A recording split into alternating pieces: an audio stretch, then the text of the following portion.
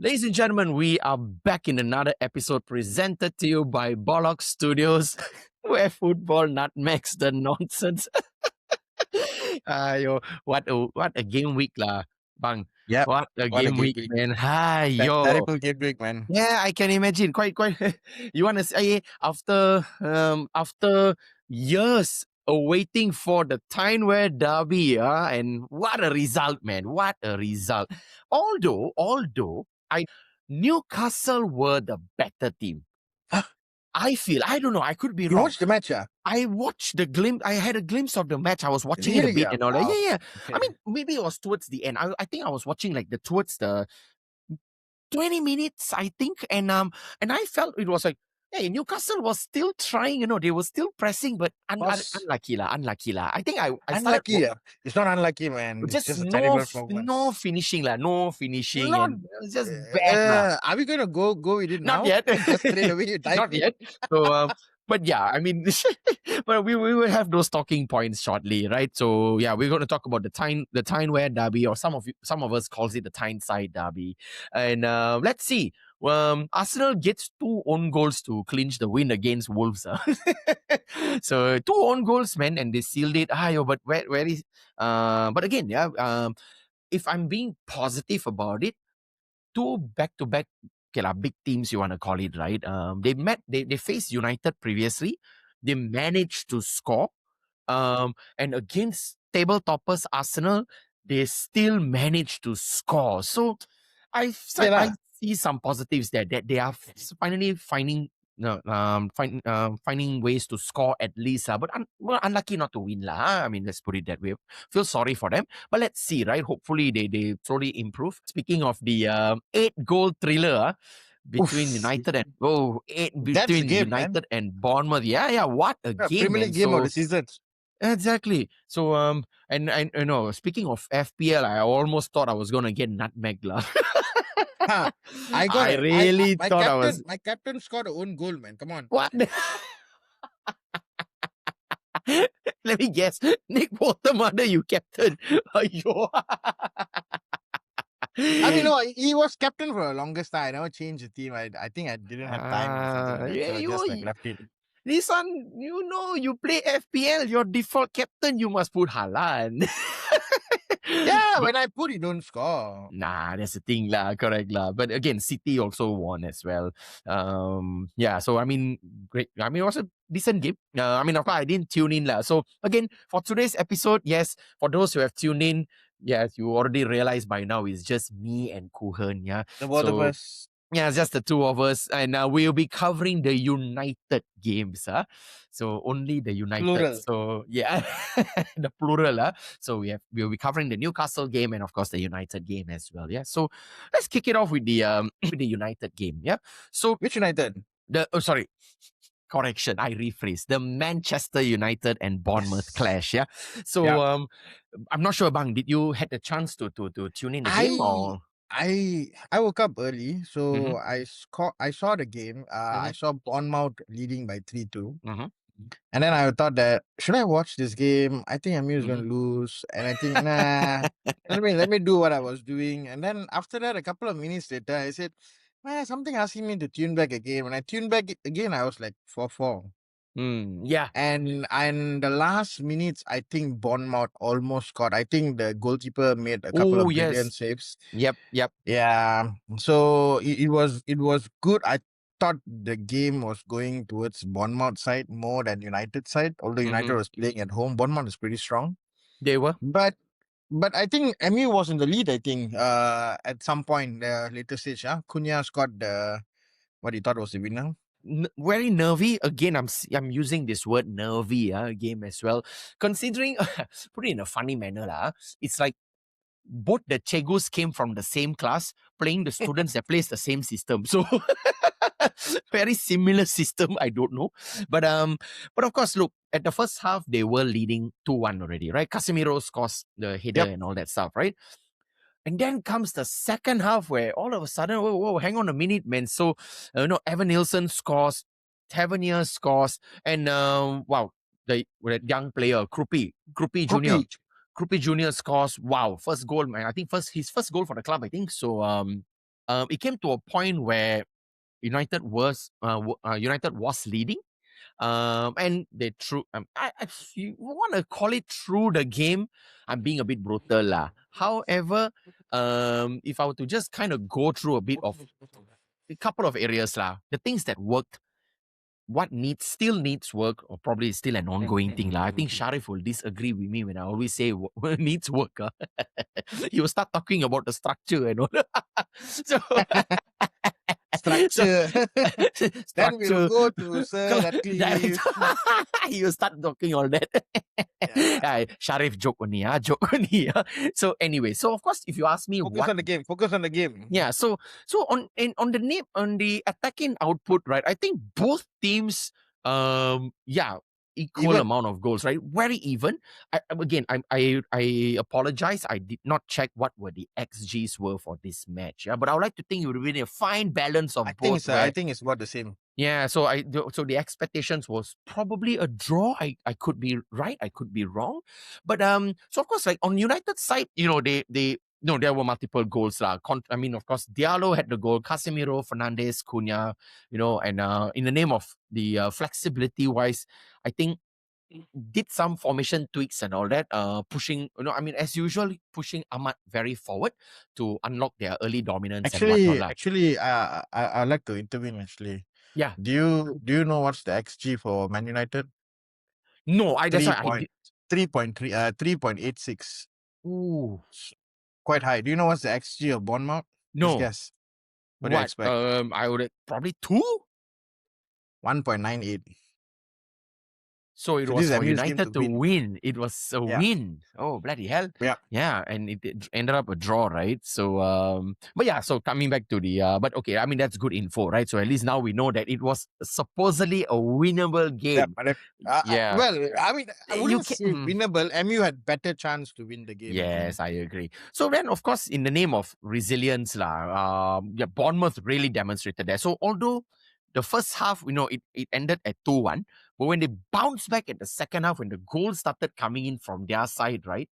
And eventually they were leading. So, so of course, counter transitions, their sort of their forward interplays and all that kind of, in a way, I think the right word is kind of like kept the game very frantic and free flowing as well, right? On both ends. That's how I saw it. But on the other hand, I think what is this?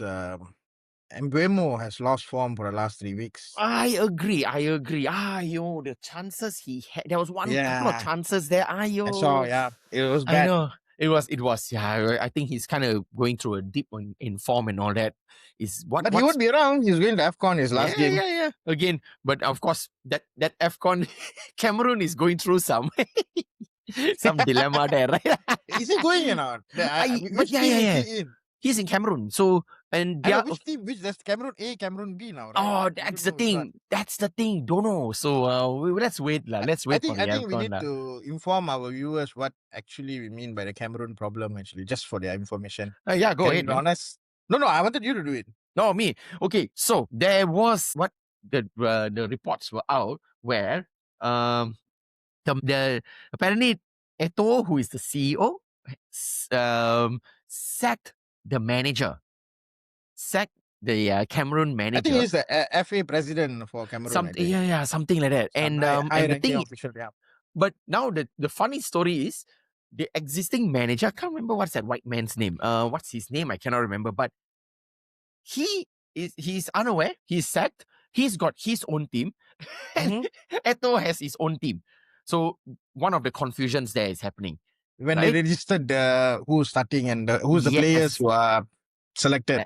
Exactly. So that's one of the confusions that's been happening. One doesn't know he's sacked, but he's still managing the team. He has his own team. And on the other hand, he has his own team, right?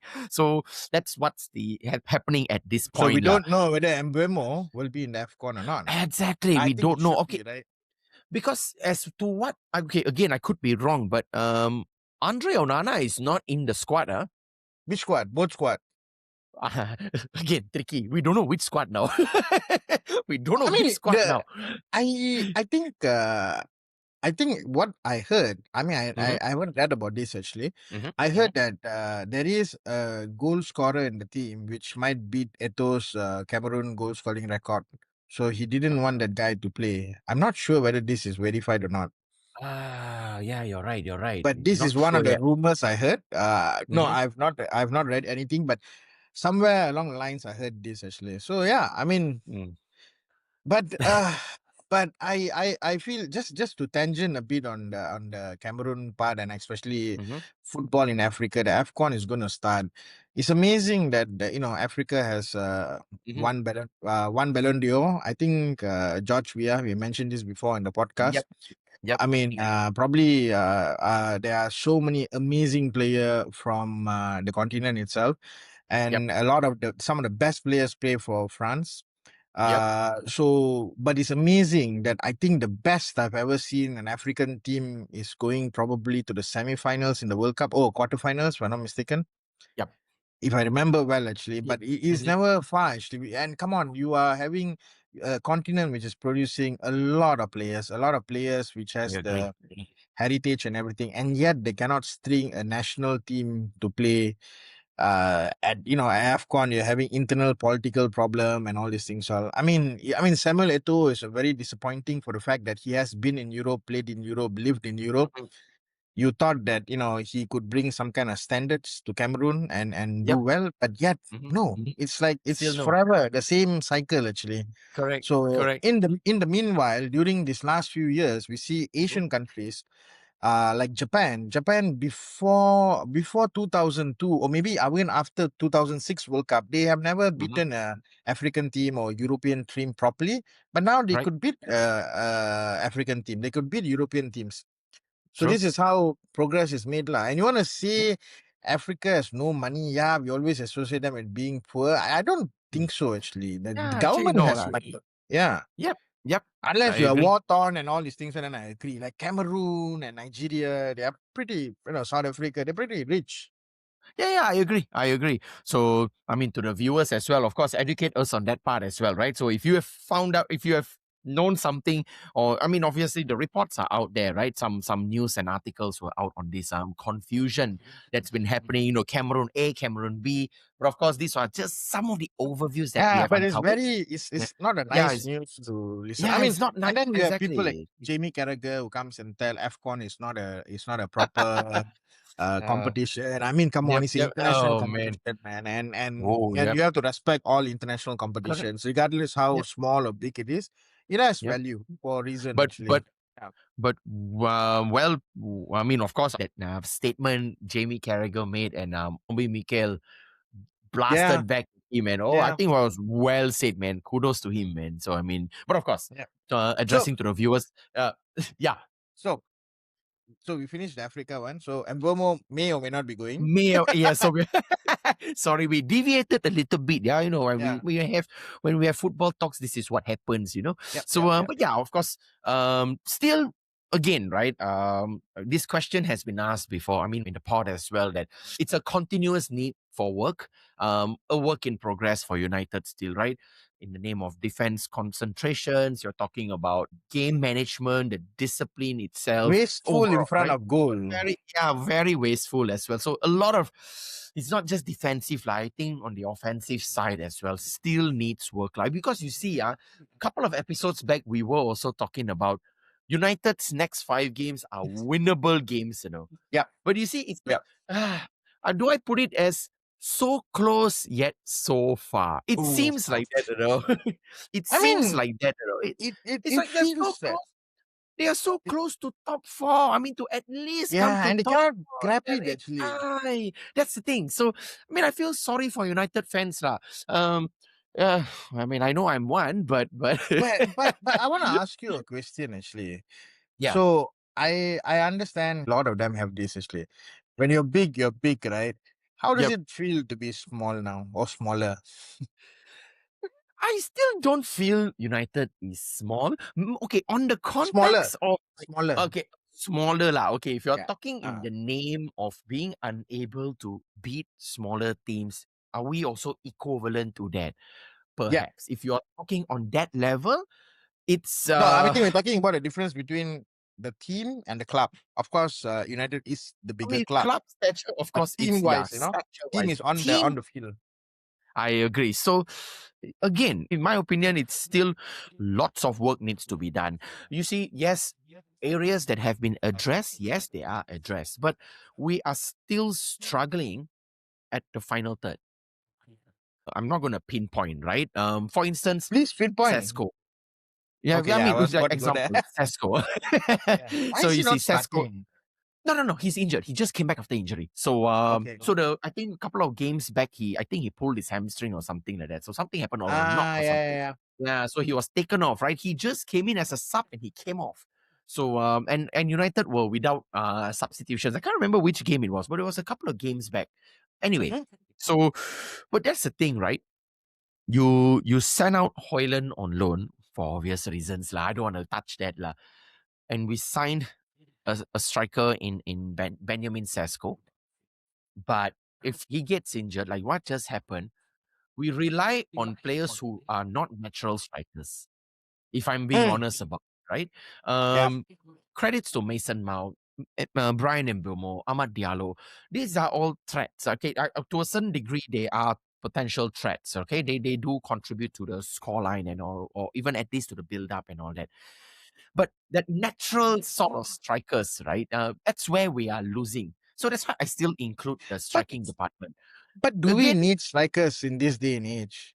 I in the, mean, it's a except for question, Haaland, It's yeah, which striker is doing well? A striker, a central striker, top striker, not your inside forwards, a nothing. number nine, like you're talking Proper about. number nine, actually. You don't have any, actually. So, No. and Haaland has, I think the closest to Haaland last season was Isak. And if you notice both these teams, they are Mhm. actually playing for the striker. But Yes. then, when you look for other teams, even Arsenal use Marino nowadays. Last year, I mean, I think Yep. Jesus score. Well, I think he scored, but then the goal was given as a own goal. Yep. It looks like he scored. I mean, when you eyeball it, so the point is there is no out and out striker where you used to Nope. have. The football has went past this idea of Mhm. having this number nine. They don't. They are not the output to score goals anymore because the Mhm. logic is very simple. You can mark them out. Yep. That's true.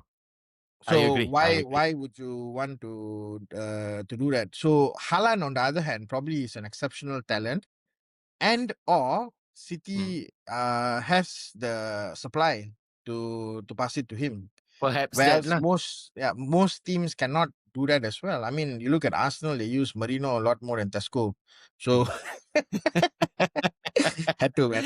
So I mean, like, why? And if you look at Liverpool as well, they Mhm. never had a proper striker since when? I can't even remember when's their last. But Balotelli maybe out and out striker. Yep. So Yep. Yep. I mean, Chelsea, they have the lab, which is Sky. I don't know this. I'm not sure. He came back from injury, but Mhm. they are starting with Yao Pedro, which is not also a striker. Yeah, I agree. I agree as So well. I So mean, which team uses a striker per se? I mean, yeah, look at Palace, for example. I mean, Mateta. Mateta. I mean, he doesn't score a ton of goals as well. I mean, he missed quite a lot. So Mm. I think it's a season where you don't. We can criticize Sesko and all these people on who are Mhm. playing, but are they actually? Is a team geared around them or not? Exactly. But again, I again, right, like in this, the Hmm. manner that the point that you were bringing up, it's just probably the way it's set up in today's football, really, Yeah. and the service. Are these strikers really getting that service, or are they even playing to get that? Right. So I don't know. Uh, It's just a funny opinion I have as well, lah. That I, that it's like it's no longer needed. I mean, it's like yeah, you have a striker is fine, he but occupies are space, they attract the center occupy and backs. That's yes, it. to break the low blocks, and that's how the number nine is like. I mean, with the exception of Haaland, Yeah. he's out of the question, right? Out of the debate and topic and all whatnot. But it's like it's yeah, like what you say lah, is to break the low blocks, to like what Occupy we say, space, occupy the occupy defenders. space. Yes, correct, and to Yeah. open up so that it gives the That chance the to the attacking inverted midfielders. wingers can score. Exactly. Yeah. Exactly. So that is how it has become. So that's why I kind of give face to Sesko lah, to a certain degree lah. I give face lah. Never mind. Then if he doesn't score in time, he will find his form Do and you think he whatnot, would have right? done? He would have done better in Newcastle? Ooh, I would dare say, yeah. I also think so. I think so, no? Yeah. I think so. I really think so. With the style of play that Newcastle, I mean, as in Eddie Howe.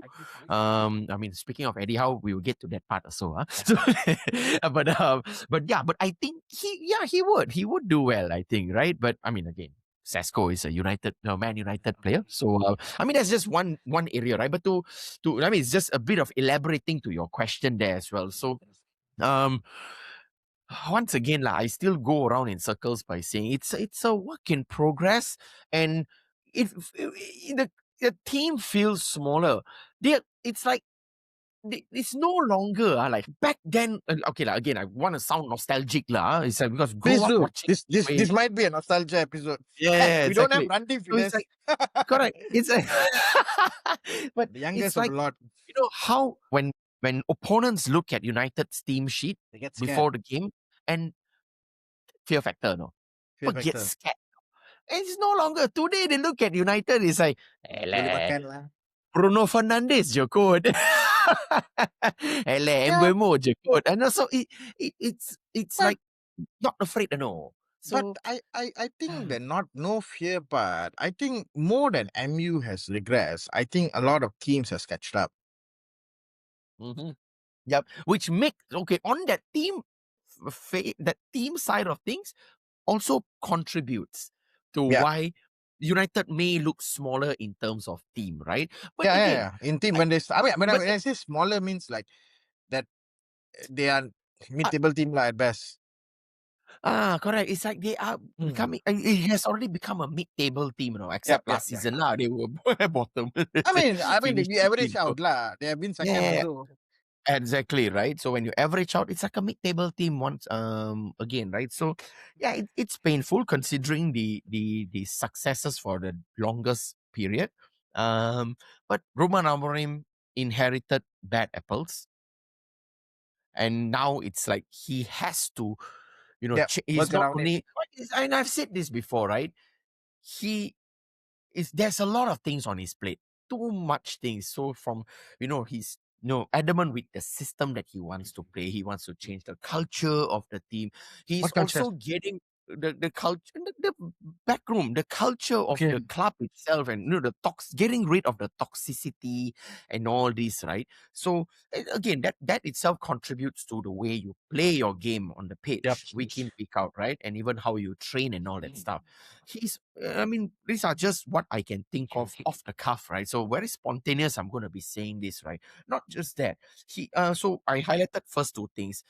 He's also probably looking into some degree of the financial side of things as well. So maybe that's why, he got rid of some of the fringe, do I dare say fringe players that were overpaid, right? You have Yeah. Casemiro, right? Casemiro is currently one of the highly paid players there, I right? mean, you bought him. He was world class. Come on. He was, He's like exactly. So it's so everything. um so there's things like a lot. I mean, these are just some of that. What I can think off the cuff that he's handling now, and so it will take time. It's not overnight success, right? You can't like today you join a certain club, boom, and suddenly straight change and all that stuff, right? Yeah, I mean, we have seen some of the mid-table teams go through that. Wow, new manager come in, and then they Yep. go to a string of good Yeah, performance, yeah, yeah. and then they start to deep. That's I well, think it's part and parcel of football actually. like Ollie said it before. Like, that's football for you.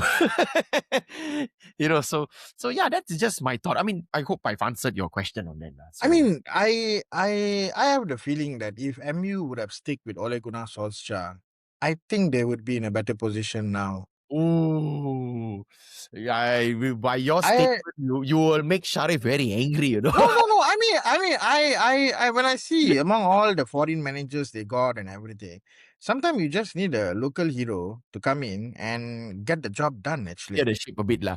Which I give And credit he when did well. He did I well think actually as he interim manager. He did well. I mean, I think I was listening to Phil Jones' podcast. He said that the team gelled and listened to him properly. mm, Yeah, they didn't do well at the following season, but he deserved a chance actually to play. I mean, on the flip side of the coin, like why I think like a team like United needs someone who has a former has been in the Sir Alex Ferguson United culture is because they have the credibility to tell. You see, Ruben Amorim has won nothing in his life. I think he's won no. nothing I mean, you're talking about as a manager in as a Sporting, player. As a as a player, as a maybe you would have won the player. club title lah. You would But have, okay, you would have. I need to he check that. okay. Yeah, Let me say this nicely. Ruben Amorim has won nothing of significance where his ego can be bigger than MU players, current set of MU players in the club. correct. Okay. Okay. I get it. I get it. So when you come to that team and you are a really young manager and you have senior players like Casemiro have won everything under the sun and the lead and all, you have to. How do you manage this actually? I mean, we face this in the corporate sector as well. A team leader or CEO comes in and you know that some of the staff will not be happy because who's this guy? Who's this young guy Yeah, who's this coming young in, guy managing coming all in? this? Yeah. I get it. Maybe in some Sharikat ABC the flow was really good, but then still this is like a MNC like corporate. So Yeah, I mean we we we, we but go on. yeah, but like that. So I mean, sorry to interrupt. Like that. Brighton's manager is also a very young manager, much younger But that than is Brighton. yeah. Okay lah. If you're saying club That's wise, fair Brighton. enough lah.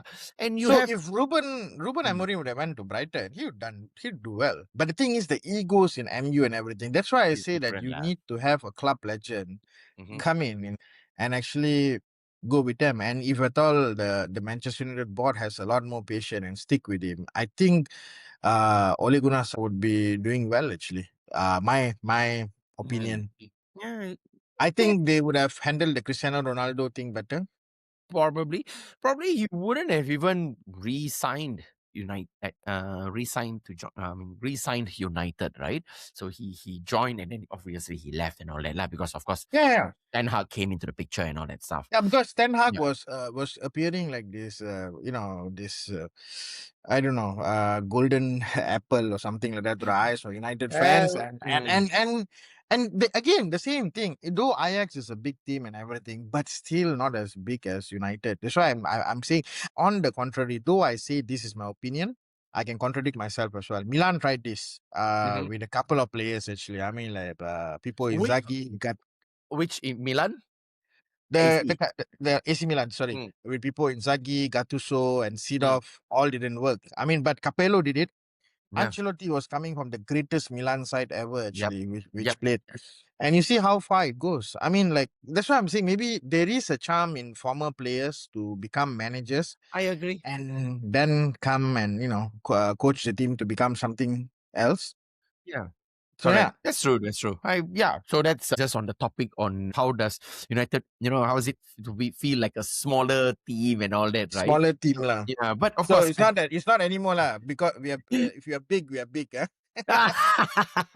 I think the best part of the whole season was just the transfer window for United. probably for now. For now. Yeah.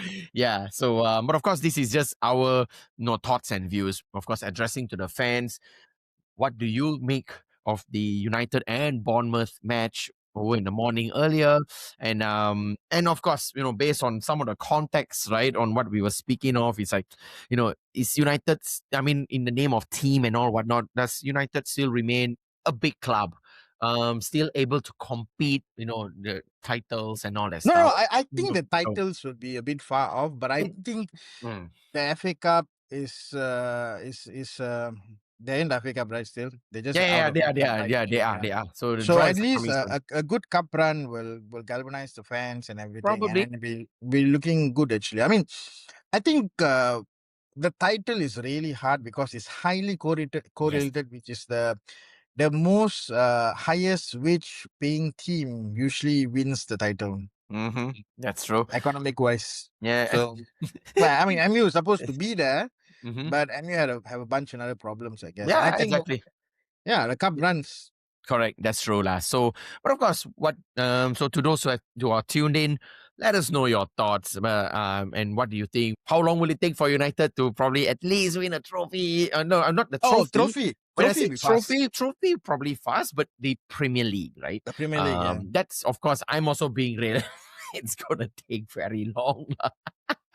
So You know what? I got a story actually. When okay, when I was studying in Japan time, so I had a friend there who's a diehard United fan. We were really good friends. right.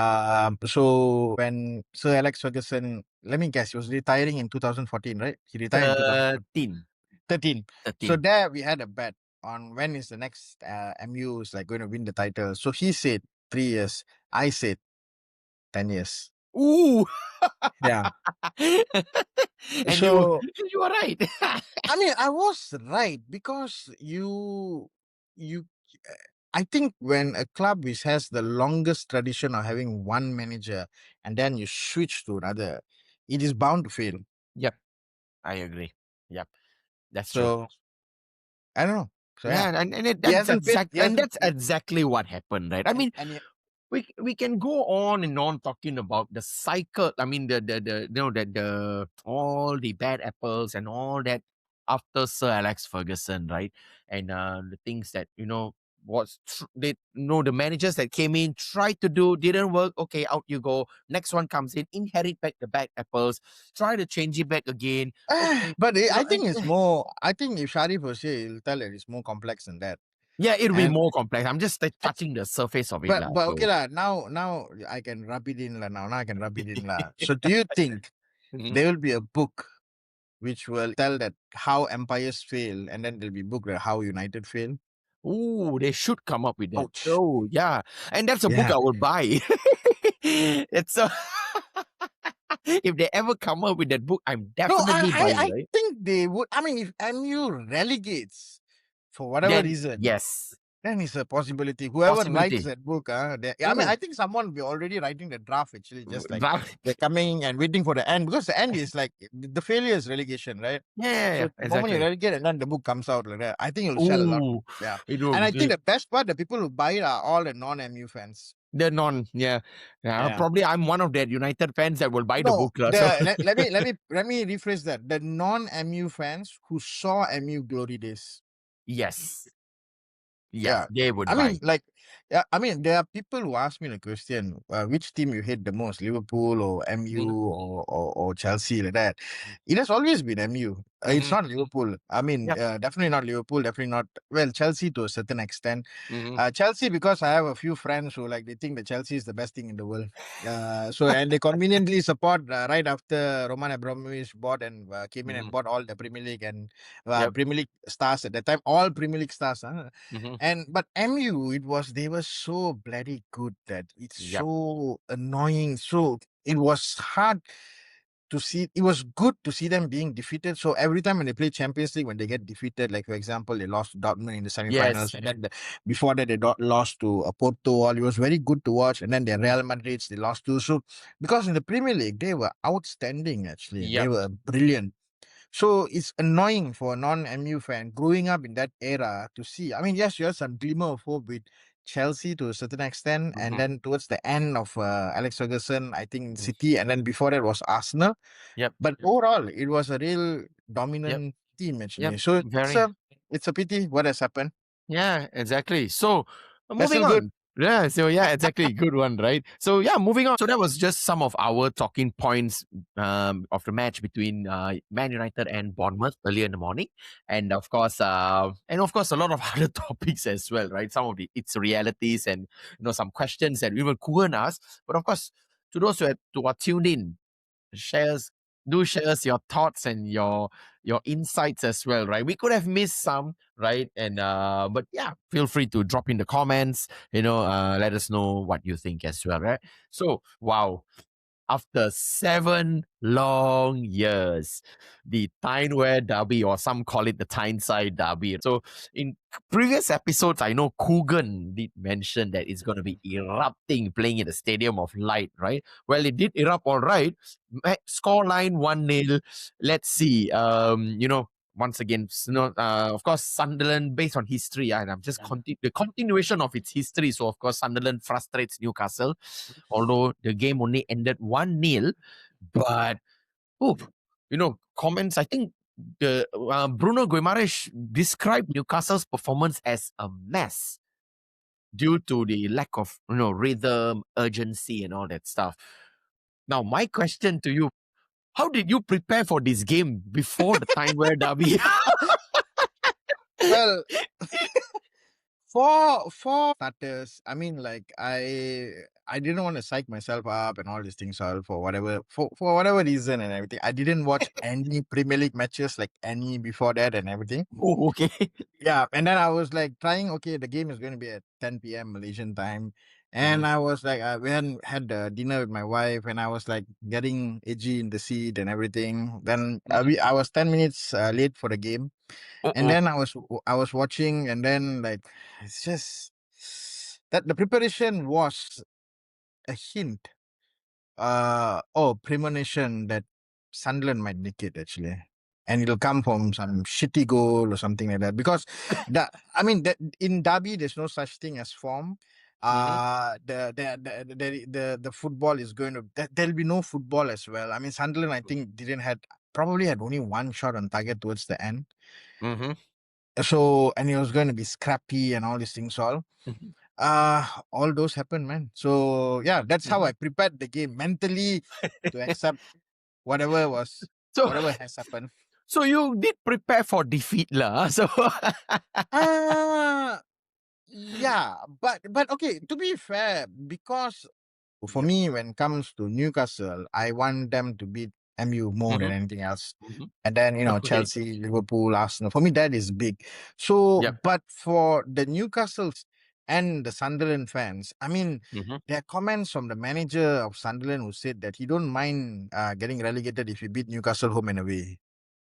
Ooh. So, I mean, Ooh. and then, I mean, I'll tell you more actually. I mean, if you look at the scoreboard in the stadium, usually they'll have the Sunderland logo versus Yes. the visiting team logo.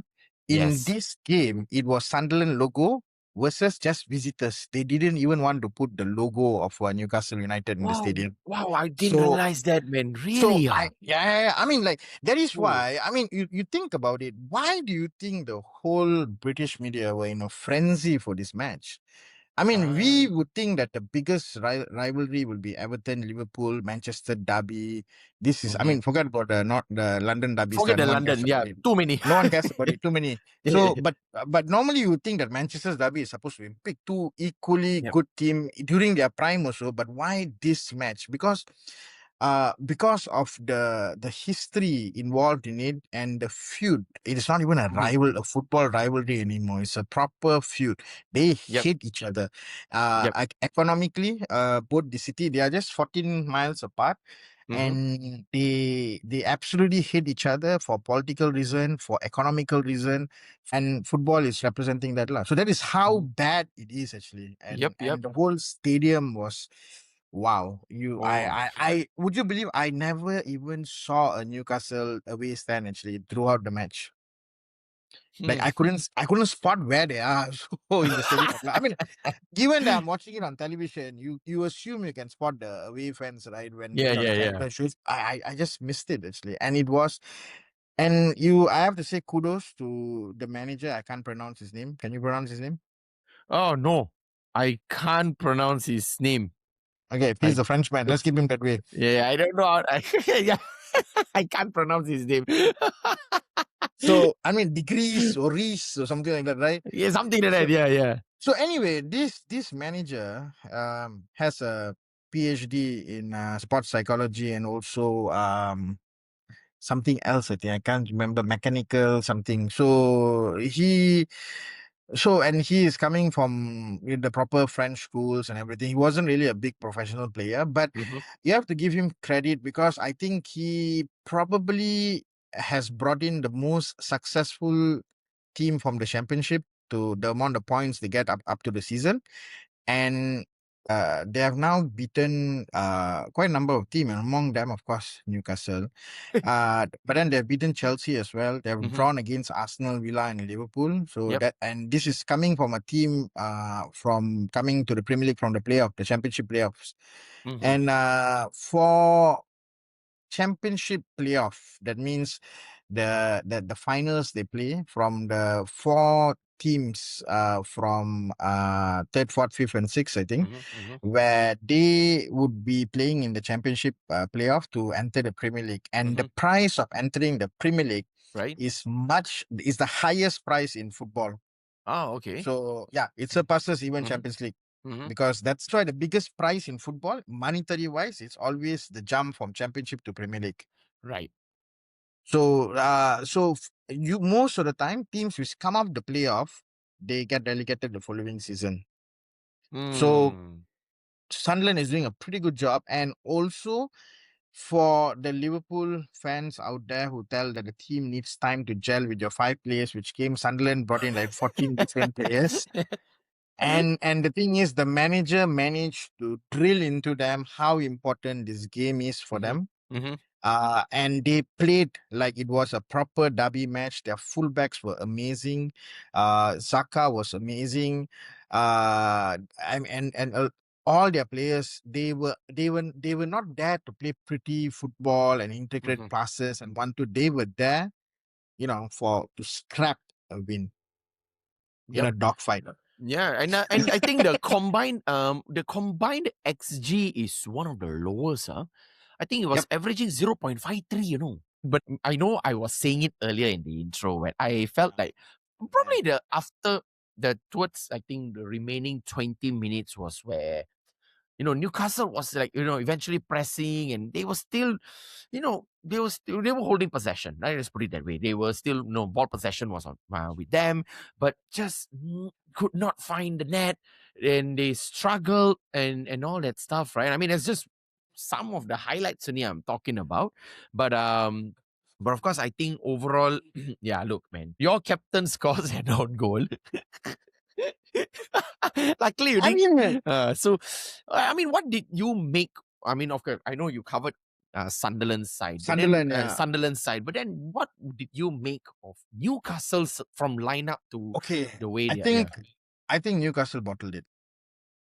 Okay. So Yeah, Newcastle Newcastle bottled it. properly bottled it. The mistake goes to Eddie Howe. Mm-hmm. And Eddie Howe's team selection Mm-hmm. it was poor actually. I Mm-hmm. I don't know why that he shouldn't have started with Walter Mada, not because of Mm-hmm. the own goal. It's just Mm-hmm. that Sunderland is playing with possession. Mm-hmm. And you need someone to start your press. And Yep. Visa would probably be more pacier to start pressing. Mm-hmm. Zaka has the license of the city to move around with the ball Yep. actually. That's the first one. I Mm-hmm. mean, this is only for this game, but of course, the compounding reasons are also because of how Newcastle are starting for this whole Premier League season. Mm-hmm. That's the first one. Second thing, you are starting Anthony Elanga, which, Ah. oh my God, Mm. he was every. I don't know what to say. Like, actually, it's amazing that we bought him for 55 million. He's losing ball at every turn and transition. That Uh-oh. means the moment the defense release the ball to the midfield, Mm-hmm. turning towards the goal, you pass to Langa, he lose the ball. All the midfield are already up. Then you can You have drop back again. drop back Basically, again. we Mm. were saved by our fullbacks actually because of the Mm-hmm. pace to cover up. If Mm-hmm. if I thought we have slower pullbacks, we could have got shown for sure. Yeah. So Ilanga was terrible. But He this is like the worst game I ever. Well, I never seen him shine in a lot of games since he came. But I don't know why he didn't want to start with Jacob Murphy. Jacob Murphy yep. is a London-born Geordie. Yes. So that is that. I also don't know. Like today, I was talking to a colleague of mine, and he pointed out to me that why Joel Linton didn't start. Joel Linton is he's the oppressor. Yep. He's like very I mean, I wouldn't say violent, very like hard on your Mm-hmm. face. I think the fear that is scared Joelinton will be dragged into getting a red card. So that's why you start with Yeah. Luis Miley as well. And then you start with Gordon, who's our highest scoring player in the whole Mm-hmm. league this season, with Mm-hmm. Barnes. Mm-hmm. He didn't start. Yep. And the substitution and Eddie Howe, as far as I know, Eddie Howe, he doesn't like to change the team midway or Mm-hmm. maybe at 60th minute or 50th minute. He Yep. likes to change it late. Very late. Yes. Very late. And you see, like the whole stadium, I knew, even I knew, like I think I texted you, I told you that Yeah. I told you that Dan Burn crack his ribs. Yep. Yep. You Yeah, mentioned. I Yeah. told you that this was when, and this time Dan Burn he came back in to play. Oh, okay. When I sent you the message Mm-hmm. live, and he came back to play, and then a while later, it took him to substitute him to with Shah. And then Ben was brought to a hospital and is now reported that he has a cracked rib and a punctured lung. Ooh. So, like, I mean, Ooh. this is like people viewing, and you as a manager, you should immediately know that you should take him out already. Don't I know you want to keep him because he's Geordie and he will give his life and everything. I understand that, Mm-hmm. but Shah's also you consider an adopted Geordie. He was there for the longest time. He know the significance of the game and all. But it's just that this how to say he doesn't like to sub fast. He should have took out Ilanga in halftime, immediately put on Jacob Murphy. Yep.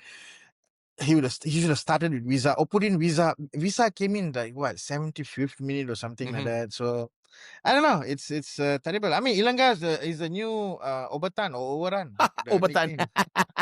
I The remember nickname that. United. Newcastle gave him was Overrun.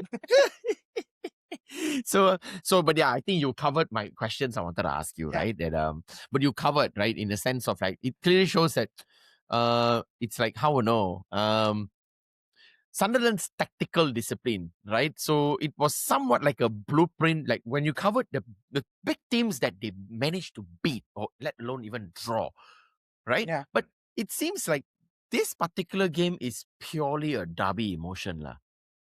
Yeah. I mean, I Purely a think derby, lah. Newcastle could have beaten them. Newcastle Yep. could have beaten them. I really think Newcastle could have beaten them, but Mm-hmm. we just you see this exact thing I saw last season when they played Everton on the final day of the season where they needed to win Mm-hmm. to guarantee the points. Yep. In St. James's Park, Gordon misses a penalty, and then Newcastle concede the goals to Everton. They lose to Everton. This is how the emotion, the This whole was team, how their body language all was very framing around. similar, You lah. can see very similar. Right. They were scared. Mm-hmm. Okay. Yeah, And it is disappointing. yeah, so I know you touched on, mistakes. They were afraid like Sunderland is like some Real Madrid, prime Real Madrid. It's like that is the worst part, man. I mean, when you see your team is like trying to counter the other team, thinking that it's prime Real Madrid and it's Sunderland. So what they're doing well. Yep. So what they're Yeah. doing well. I mean, Correct. give your go, man. And it's as simple as that. Yep, that's true, lah.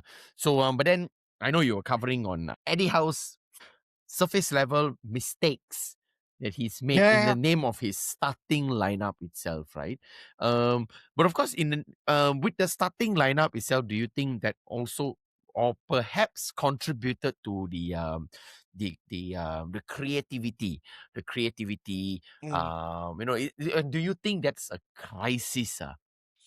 Do you think? Well, let me unpack two things. Okay. Two things. So the crisis one we keep later. See, for this whole season, Eddie Howe has this habit of not. I think I used to say this word, but intensity is our identity. Yes. It's now intensity was our identity. so Past tense, why? Past tense. Why he's doing that? He likes this 4-5-1 when they are. So what they will do is when they press, when the ball is in the opponent's half, they will press very high up. The moment that the ball pass the Newcastle's half line, or I mean the half line or either team, they immediately will form this 4-5-1 formation. Yep. where the wings will join the midfield. Lah. Initially, they'll start with 4-3-3. The wing will join the midfield and then they Yep. will try to drop and everything. Mhm. And then what they do is they will shadow the players, they will cover the players and everything. They will not commit. So Mhm. for me, this is for the longest time inviting a lot of pressure. Yep. Inviting a lot of pressure. And I saw them doing this the first time when they played the second leg of the Carabao Cup last season against Arsenal when they were already leading 2-1 or something like that. So they did that is fine. But now it's like a default setting, that when you don't have the ball, you defend like this. The problem is when you do that, again, you are just inviting pressure. That's why they're conceding all this 88-minute goal. Like for I think this like the seven. Okay, they didn't concede the 88-minute goal here, but Yep. you tactically, and it's very difficult to push up after that. And the thing is that now, statistically, Opta is telling that Newcastle are several meters behind already.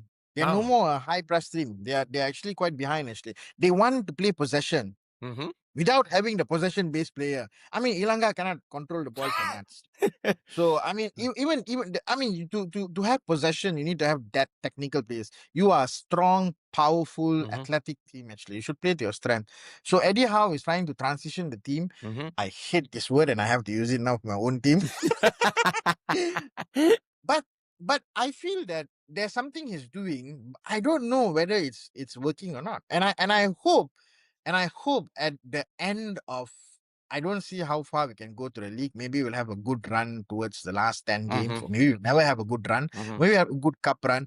This is the hope, actually, but hope he's getting it right, actually. I'm not sure what is he trying to do by having possession to make having more possession. That's why the last 10 minutes you said you saw earlier on, it's at last 20 minutes because Sunderland, they wanted to defend their lead. So they Yep. dropped deeper. So it looks like Newcastle is having the ball. And Ah. Newcastle did their substitutions as well at the 70th minute. Yep. Very late towards the game already. Yeah, that's true. That's true. Though Visa almost scored. Like if you get Yes. that one, like just luck lah. That's a goal all over it, actually. Yeah, So, that's true. Ah. yeah, So which won the mental battle?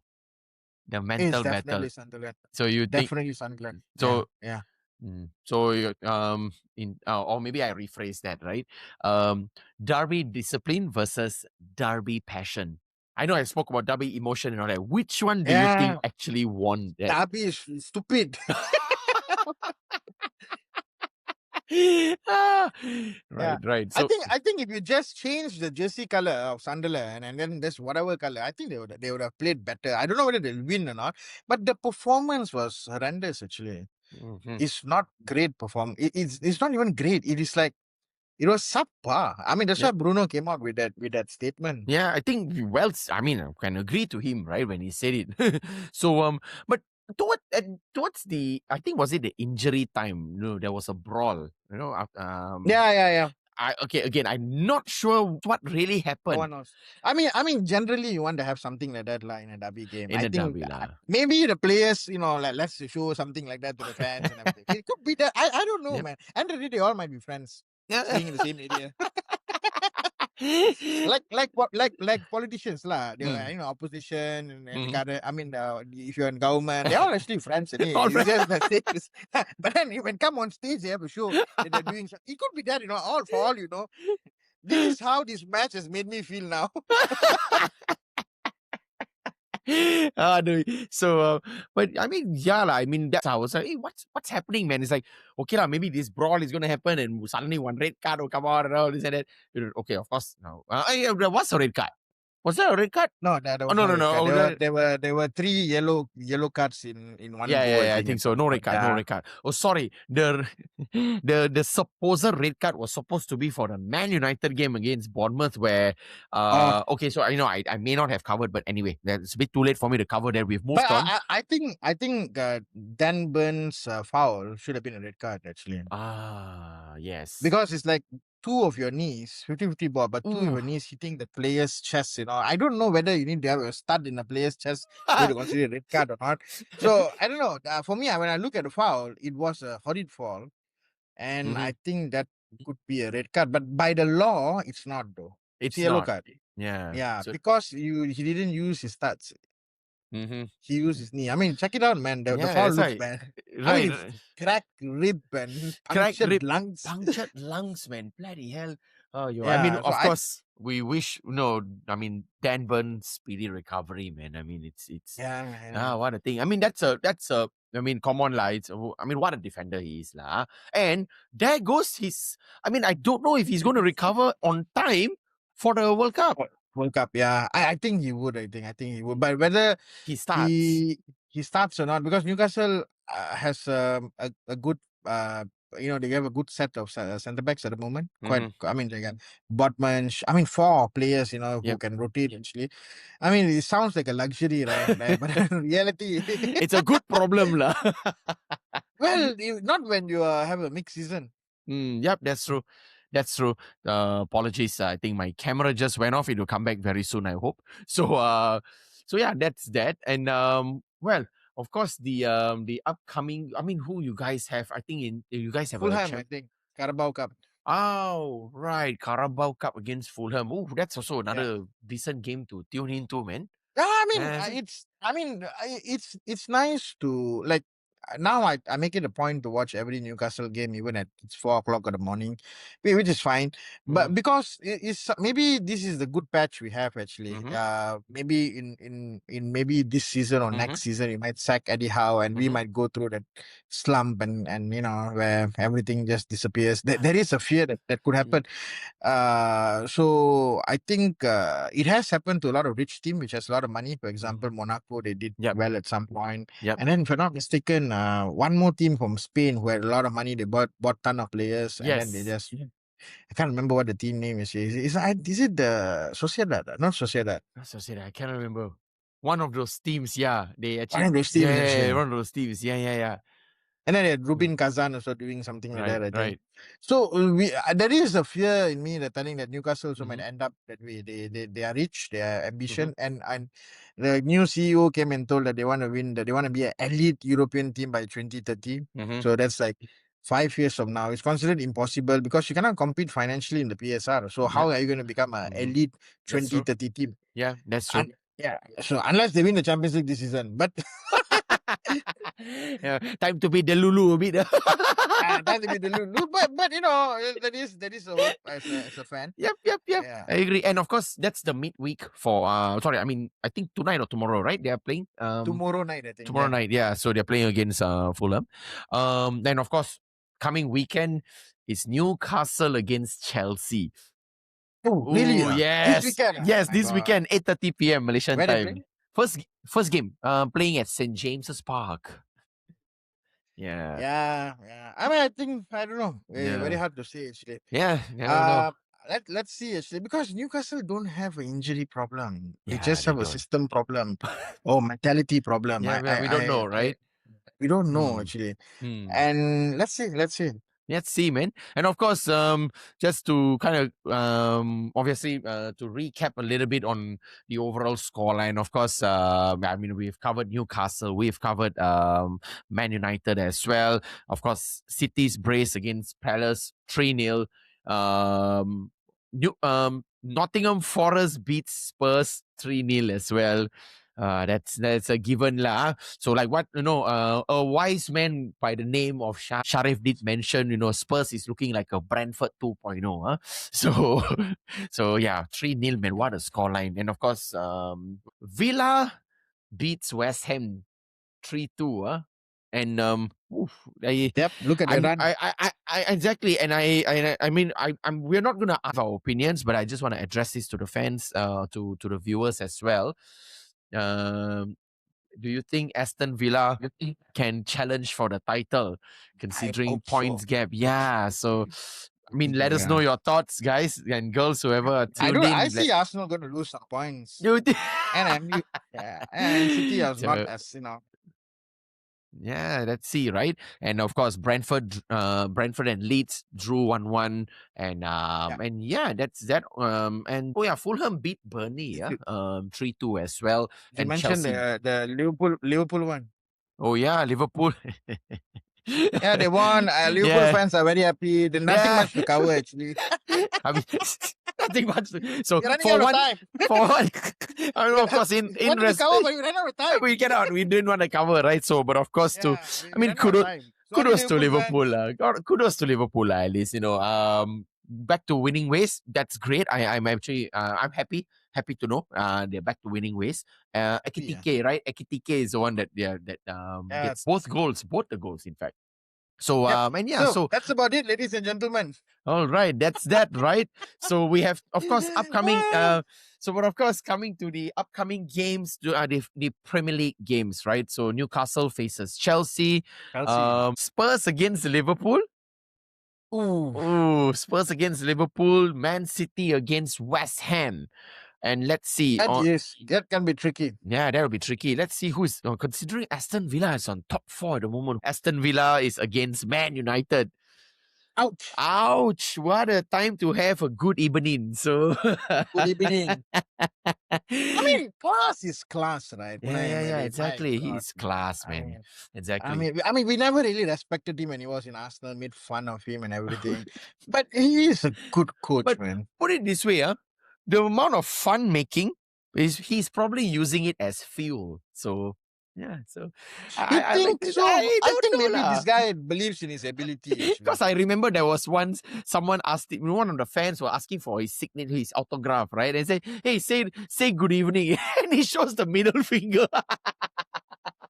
So I mean, it's sad. It's sad that yep. because people make fun of the accent. Yeah, but what a manager, man.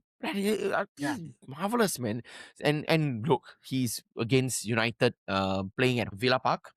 And last but not least, Everton faces Arsenal. Oof, a Ooh, tough man. Where they're playing? they are The playing in Dickinson Stadium. yes, Hill Dickinson. Not Dickinson Stadium.